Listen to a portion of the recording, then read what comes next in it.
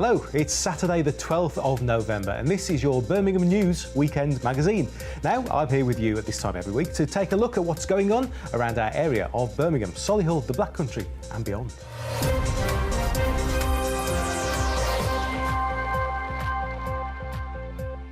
Welcome back to the Birmingham News Weekend magazine. Des will be joining me shortly for a look ahead to some of the highlights of what's on in our area during the coming week. But first, it's time for a good look at the silver screen. Fresh from his movie slot in the Lowdown, here's our movie mogul. It's Carl Jones.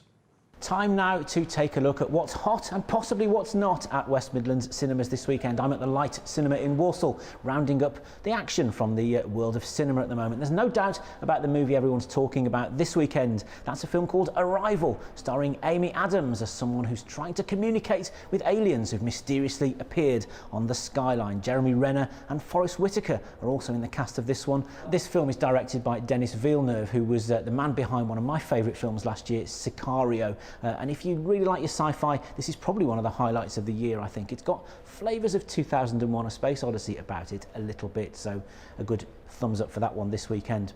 Now, Birmingham-based filmmaker Steve Green has been out and about for us again this week, this time up in Manchester talking to a cult French film actress about some controversial work that she did many, many years ago. Steve, over to you.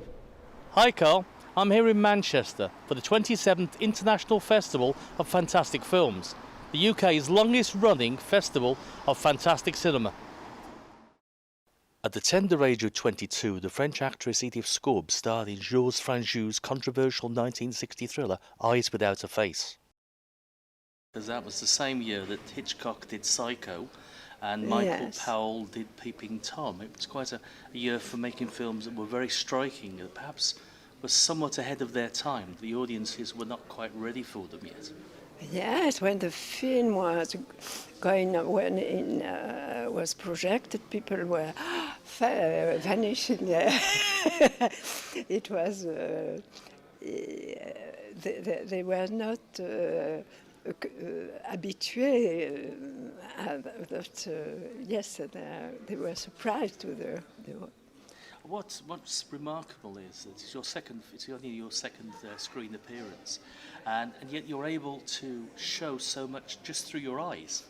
In most of the film, you are wearing a mask, so you have to project all of your acting talent through your eyes. Yeah. Did you find it particularly difficult? I was very young. It was quite my first experience of acting.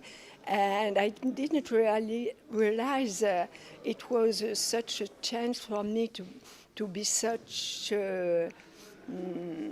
quite enfermé in my mask. Yes. And I couldn't speak as other people. I was always a part other, and if I had to express things, it was with my body and with my eyes.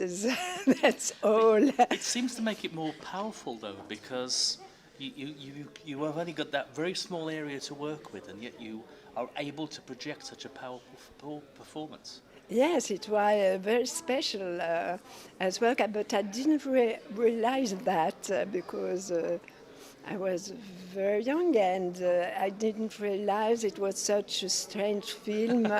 You've kept on working ever since. I mean, you were in the Brotherhood of the Wolf in 2001. I think Gans, the realizator, the filmmaker, he was fond of Georges Franju. That's why he chose me to play in his film.